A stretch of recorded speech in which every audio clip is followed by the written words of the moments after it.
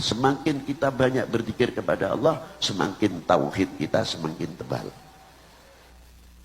Artinya, jadikanlah kita ini orang min ahli tauhid.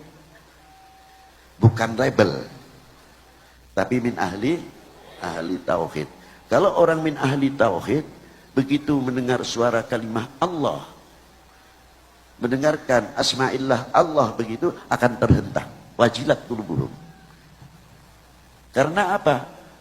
Hatinya terus kembali kepada Allah. Amal perbuatan apa yang kita lakukan di dalam dunia ini kelak akan menjadi ditangguh pertanggungan jawab, diminta oleh Allah Subhanahu wa taala. Itu hakikatul musyahadah. Seperti di dalam kitab Alif Lam Mim Dzalikal Kitabul La Raiba Fihi Hudan. Yang pertama, alladzina yu'minuna bil ghaibi. Kita percaya dengan barang yang gaib. Barang yang gaib itu apa? Apa ruh? Tidak. Apa barang yang tidak dinampak oleh mata ini baru disebut gaib? Bukan. Gaib itu adalah adanya surga dan neraka, adanya mizannya Allah Ta'ala, adanya siratul mustaqim. Kita wajib beriman adanya itu semuanya. Kelak kita akan berhadapan mizannya Allah Subhanahu wa taala. Pengadilan agungnya Allah Subhanahu wa taala. Siapapun akan mempertanggungjawabkan. Bila mana kita selalu ingat dengan tauhidnya yang selalu berkembang, pasti kita akan menjauhkan dari perbuatan-perbuatan yang dilarang oleh Allah dan Rasulnya. Karena apa? Selalu merasa ingat kepada Allah, merasa didengar oleh Allah, merasa dilihat oleh Allah Subhanahu wa taala. Tidak cukup hatinya saja yang berukisan, berukirkan atau mempunyai ukiran kalimah jalalah Allah, Allah. Tidak. Tapi nurul ma'rifah wa nurul musyahadah ini bisa mewarnai lisannya, bisa mewarnai matanya, bisa mewarnai telinganya, menjadi filter di hadap mulutnya, filter atas telinganya, filter untuk matanya. Tidak semudah akan memandang orang dengan mengecam seenaknya sendiri, karena pandangan kacamata adalah terbatas.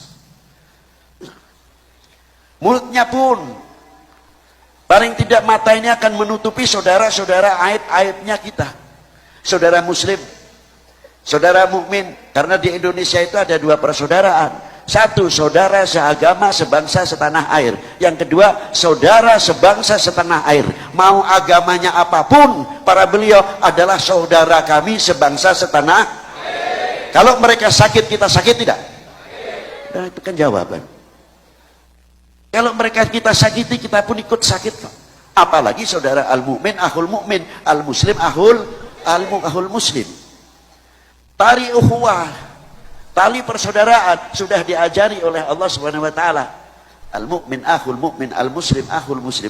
Kalau kita sudah tahu kalau mereka saudara-saudara kita, saudara mukmin kita, apa yang paling tepat mulut kita untuk berbicara kepada akhun al-mu'min, akhul mu'min, al-muslim, akhul muslim, akan menjaga tutur kata, jangan sampai menyakiti pribadinya, apalagi membuka aibnya.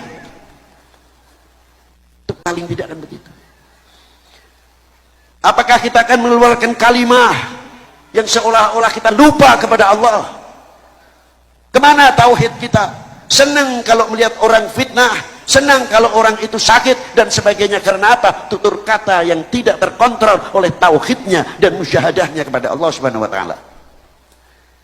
Salamatul insan fi hifdzil lisan. Tapi kalau orang min ahli tauhid akan mempunyai filter. Begitu juga matanya. Kita melihat aibnya saudara mukmin kita khususnya. Apakah kita harus jual beli aib? Na'udzubillah min dzalik. Seharusnya kita saling menutupi kekurangannya, bukan berarti diam terhadap orang yang maasi atau orang yang cacat. Masih banyak cara-cara yang menyentuh hatinya, yang mudah menyadarkan. Bukan untuk membuka aib di atas podium ini umpamanya kita ngolok-ngolok orang lain. Itu tidak memberikan contoh yang baik. Di mata ini, telinganya juga sama mempunyai filter. Karena apa? Selalu kita musyahadah kepada Allah Subhanahu wa taala. Telinga kita itu bisa memisahkan. Ini suara-suara yang akan mecah belah umat, yang mecah belah umat beragama, yang akan memecah bangsa atau tidak.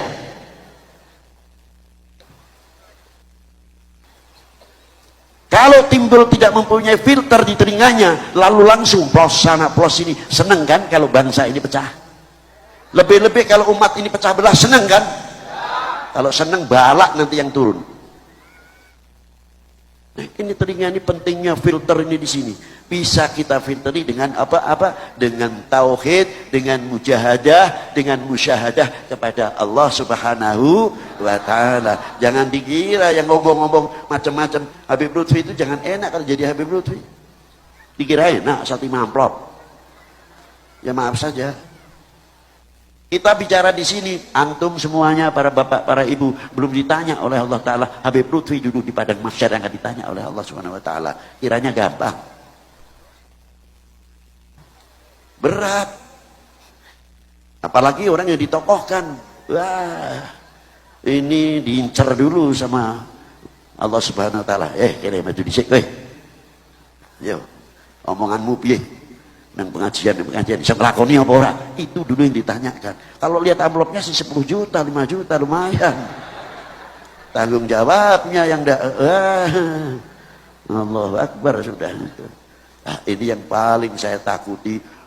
Karena apa? Karena kita akan dituntut di hadapan Allah Subhanahu wa Ta'ala. Ingat, tolong jaga tutur mulut kita, tutur omongan kita, telinga kita, mata kita. Jangan sampai memberikan celah-celah kepada oknum-oknum manusia yang akan menghancurkan umat Islam, khususnya umat beragama pada umumnya, akan menghancurkan Indonesia. Ini tinggal tunggu saja. Kalau celah terbuka, ekonomi ini masuk di beleng. Mau ngomong apa? Indonesia bisa dibagi-bagi nanti. Kira-kiranya kalau Indonesia pecah belah, terima nggak kira-kiranya? Jaga persatuan, keukhuwahan, kesatuan ini. Tunjukkan. Jangan takut menunjukkan. Saya bangga menjadi bangsa Indonesia. Saya bangga menjadi anak Indonesia yang beragama Islam. Harus tunjukkan. Dan saya bangga mempunyai tanah air Indonesia. Bagi kami, berani, harus berani. Berani tidak? Harus berani. Bagi kami NKRI adalah harga mati. Berani nyatakan itu? Benar. Tunjukkan. Kami orang NKRI, bangsa Indonesia. Kami bangga menjadi bangsa Indonesia. Kami bangga menjadi anak Indonesia. Kami orang NKRI harga mati. Harus ngomong apa kowe? Ngono ae. Pani tenan. Loh, jadi kompori terus pani. Ani ini, berani benar, harus begitu. Selanjutnya, wassalamualaikum warahmatullahi wabarakatuh.